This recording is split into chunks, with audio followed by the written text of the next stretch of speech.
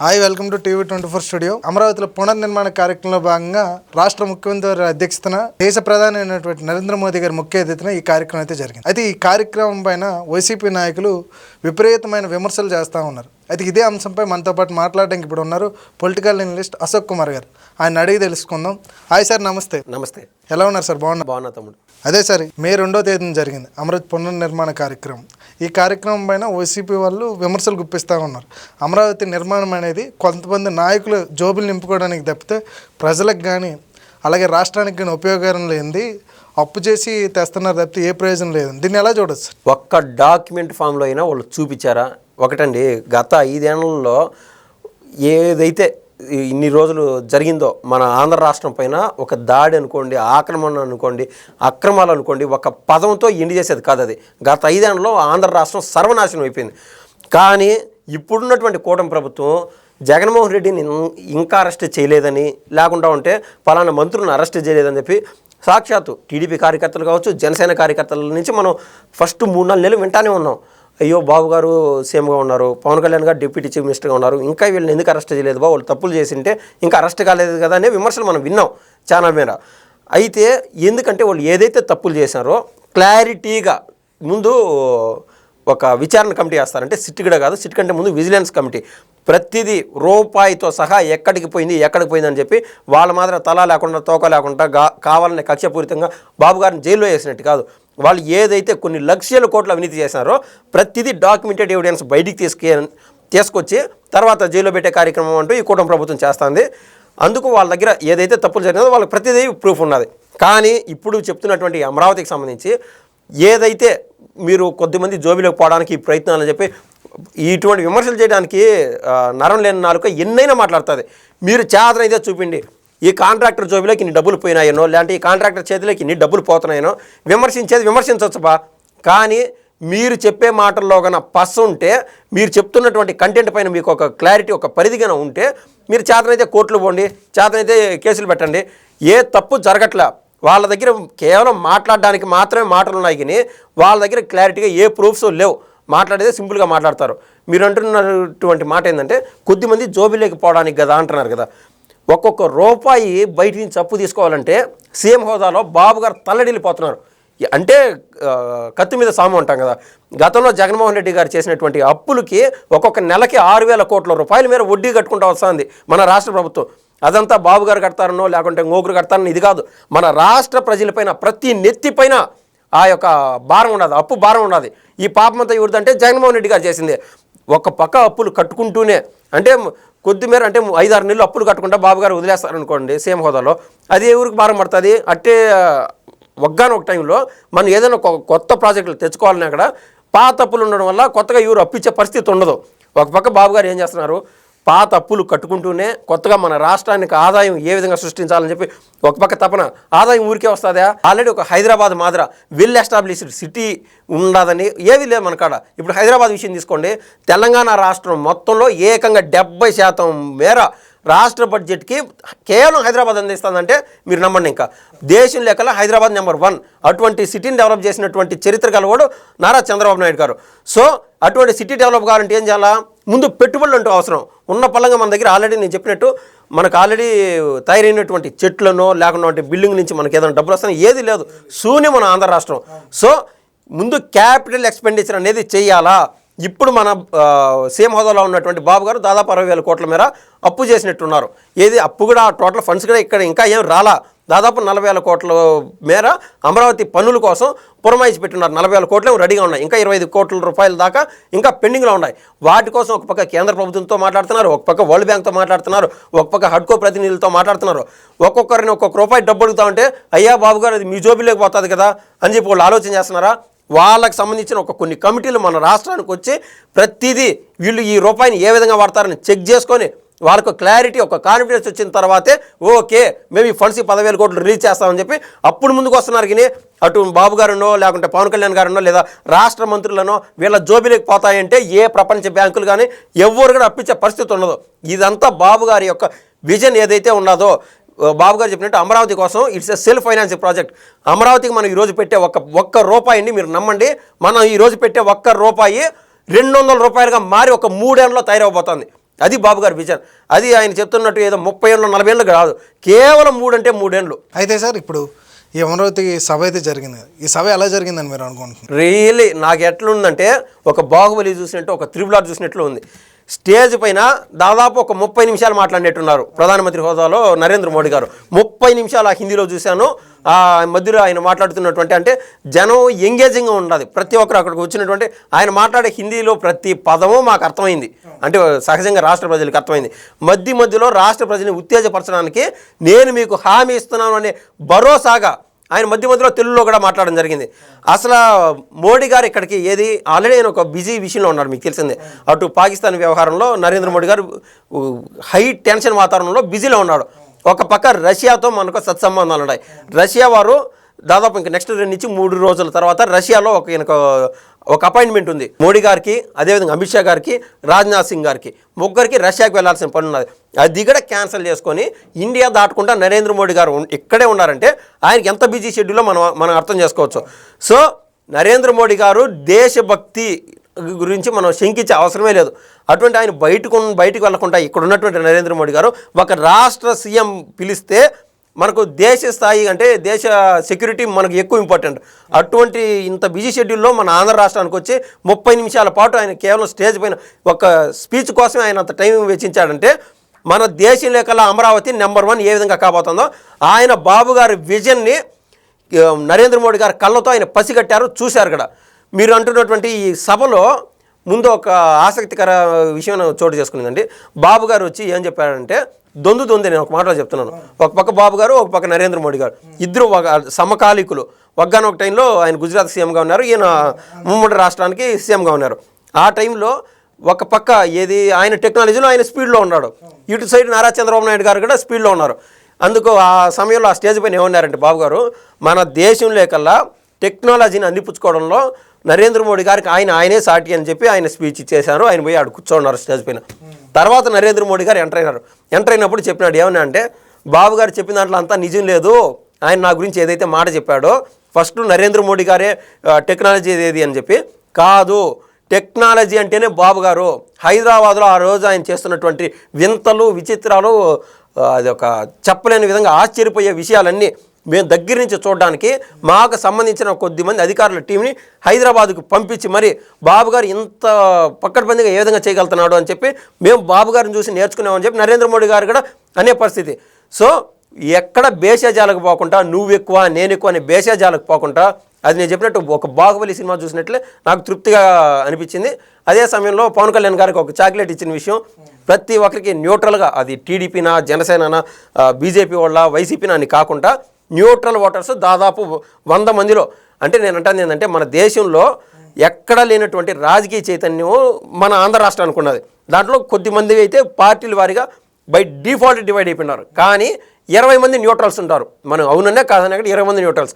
ఆ 20 మందికి కనీసం 1-2% కూడా తేడా ఏం లేదు. 20 మందికి ఆ సన్నివేశం చూస్తే అందరికీ ఆనందం కలిగింది. అంటే ఇప్పుడు ఇదే అమరావతి సభలో సరే ఇంకో సన్నివేశం కూడా జరిగింది. నార్మల్గా కూడా అధికారంలోకి వచ్చాక ప్రభుత్వంలో ఉన్నప్పటికి కూడా సంబంధిత పార్టీ జెండాలు ఎగరడం కన్ఫర్మ్. అదే మొన్న జరిగిన అమరావతి సభలో మాత్రం ఎక్కడా కూడా తెలుగుదేశం జెండాలు కానీ బీజేపీ జెండాలు కానీ కనీసం జనసేన జెండాలు కూడా కనిపించట్లేదు. కానీ దేశమంతా ఒకటే, పార్టీలు ఏదైనా కూడా అలాంటి వేదికలో జాతీయ జెండాలు చూపించడం మనం ఎలా చూడొచ్చు? నిజంగా రియలీ అద్భుతం అండి. We have to tell hats off to that Amaravati. అంటే అక్కడ ముఖ్యంగా వచ్చిన వాళ్ళు ఎవరంటే అమరావతి రైతుల యొక్క కుటుంబీకులు, కృష్ణా జిల్లా గుంటూరు సంబంధించి అంటే ఇతర డిస్ట్రిక్ట్స్ నుంచి కూడా వచ్చిండొచ్చు కానీ మనకు రాజకీయాలు ఎంత ఉన్నా కూడా, అమరావతి అనే ఎంత ఎమోషన్ ఉన్నా కూడా, ఇటువంటి సమయంలో యూనిటీ ఇన్ డైవర్సిటీ అంటారు కదా, సో దేశం అంతా ఒక్కటే అని భరోసా ఇవ్వడానికి నరేంద్ర మోడీ గారికి కొన్నంత ధైర్యం ఇవ్వడానికి దేశీయ జెండాలు ప్రదర్శించడము, మనం అటువంటి రాజకీయాన్ని ఇంకా మనం ఏ రాష్ట్రంలో కూడా చూడబోమని నేను అనుకుంటాను. కానీ బ్యాక్ ఎండ్లో ఏమన్నా బాబు గారు పవన్ కళ్యాణ్ గారు అంటే ఒక సిస్టమాటిక్ వేలో వీళ్ళు వెళ్ళే విధానం ఎప్పటి నుంచో వాళ్ళకుంది. సో టీడీపీ జెండాలు జనసేన జెండాలు ఏమంటామంటే కాషాయ జెండాలు ఇక్కడ ఎగరకూడదు, ఇది మాత్రమే ఉండాలని వీళ్ళు ఏమన్నా లైన్ ఇచ్చారో తెలీదు, లేదా రాష్ట్ర ప్రజలు స్వతహాగా నిర్ణయం తీసుకున్నారో తెలియదు. కానీ వీళ్ళు సీఎం హోదాలో ఈయన ఈ పని చేసినా మంచిదే, లేదా ఆ చైతన్యం ఉండి అక్కడ హాజరైనటువంటి ప్రజలు చేసినా అది ఇంకా మంచిది. అయితే మనం ఇక్కడ గమనించాలి, దేశం అనేది ఇప్పుడు చాలా క్లిష్ట పరిస్థితిలో ఉంది. మొన్న పహల్గామ్ దాడిలో అయితే అలాంటి క్లిష్ట పరిస్థితుల్లో జరిగిన ఈ సభకి ఎక్కడ కూడా పార్టీ రంగులు కానీ పార్టీ జెండాలు లేకుండా రాష్ట్రానికి అమరావతి ఎంత ముఖ్యం, ఈ క్లిష్ట పరిస్థితులు కూడా అంతే ముఖ్యం. అలాంటి సభలో కూడా యూనిటీని చూపించారు. చాలా గర్వంగా ఫీల్ అయ్యాయి ఇది. అయితే ఇదే సభలో ఇంకో సంఘటన కూడా జరిగింది. మీరు చెప్పినట్టు నరేంద్ర మోదీ గారు పవన్ కళ్యాణ్ గారికి ఒక చాక్లెట్ ఇచ్చారు. దాని మీద కూడా విమర్శలు చేస్తారా? దాన్ని ఎలా చూడదు సార్ మనం? అది వాళ్ళకి విమర్శించడానికి ఆల్రెడీ అంటే మీరు అన్నట్టు ఫస్ట్ కొద్దిమంది జోబు లేకపోతాయి డబ్బులు అంటే నేను చెప్పినాను, ఒక్కొక్క రూపాయి తీసుకోవడానికి మన దగ్గర డబ్బు లేని దానికి తోడు అంత నరకం చూస్తూ ఉంటాడు సీఎం హోదాలో. మనకేమైంది సీఎం కదా అని మనం అనుకుంటాం. కానీ అంత కష్టతరమైన బాధ్యత అది. అదొకటి. ఇటుపక్క వాళ్ళకి విమర్శించడానికి ఏది లేక ఈయన చాక్లెట్ తీసుకున్నాడు అని చెప్తున్నారు కదా. అక్కడ పవన్ కళ్యాణ్ గారు స్పీచ్ మాట్లాడడానికి వచ్చినప్పుడు గొంతులో ఎవరికైనా సరే మాట్లాడేటప్పుడు తడబాటు ఖచ్చితంగా ఉంటుంది. అంటే వాటర్ తీసుకోవడానికో లేకుంటే గొంతులో ఏదైనా పొరబోతా అట్లా ఉంటుంది. ఆ కండిషన్ చూసి కళ్యాణ్ గారు అంటే నరేంద్ర మోడీ గారికి స్వతహాగా ఇష్టం. ఏ మాటకు ఆ మాట. ఇటు టీడీపీ జనసేన బీజేపీ కలయికలో ముఖ్య కీలక పాత్రధారి ఎవరైనా ఉన్నారంటే పవన్ కళ్యాణ్ గారు. ఆ కలయిక ఎంతవరకు తీసుకెళ్ళిందంటే దేశ స్థాయిలో ఎన్డీఏకి తిరుగులేని బలంగా మారింది. ఎందుకంటే ఈ రోజున టీడీపీ కానీ జనసేన కానీ అక్కడ బీజేపీ పరిపాలించడానికి ఎనలేని బూస్టప్ ఇక్కడ ఉన్నటువంటి ఈ రెండు పార్టీలు. అవును, ఆంధ్రప్రదేశ్ నుంచి ఎవరైతే ఎంపీలకు గెలిచారో వాళ్ళే మెయిన్ బూస్టప్. అప్పటి నుంచి కూడా అంటే అన్కండిషనల్గా సార్ మా రాష్ట్రం దివాలా తీసినది, కారు చీకట్లో మేము ఉండాము, మాకు మీ వంతు మనం కేంద్ర ప్రభుత్వంలో మనం వస్తాం కాబట్టి మా రాష్ట్రానికి మీ వంతు సహకరించండి అని చెప్పి కళ్యాణ్ గారు అటు బాబు గారు ఇద్దరు లాలూచి అనుకోండి లేకుంటే స్ట్రైట్ డీల్ అనుకోండి మోడీ గారితో చెప్పినారు. సో ఇంతకుమించి ఆశించేది ఉండదు. నరేంద్ర మోడీ గారితో బ్యాక్ ఎండ్లో డబ్బులు ఏం తీసుకునే పరిస్థితి కాదు ఇది. సో రాష్ట్రానికి నరేంద్ర మోడీ గారు మంచి చేస్తూ ఉండడం వల్ల వీళ్ళు అన్కండిషన్లో బై డిఫాల్ట్గా మోడీకి చూపిస్తున్నారు. ఈ తరుణంలో ఇదంతా బేసిక్ ఫౌండేషన్ ఎవరు? పవన్ కళ్యాణ్ గారు. ఆయన అంటే ఒక బిడ్డ అనే ఫీలింగ్ ఉన్నదని నేను అనుకుంటాను. ఎవరు? నరేంద్ర మోడీ గారికి. చాలాసార్లు అన్నారు, మీరు అన్నారు కదా కేవలం చిన్నపిల్లలాగా చూసి చాక్లెట్ ఇచ్చాడని చెప్పి ఈ యొక్క ట్రోలర్స్.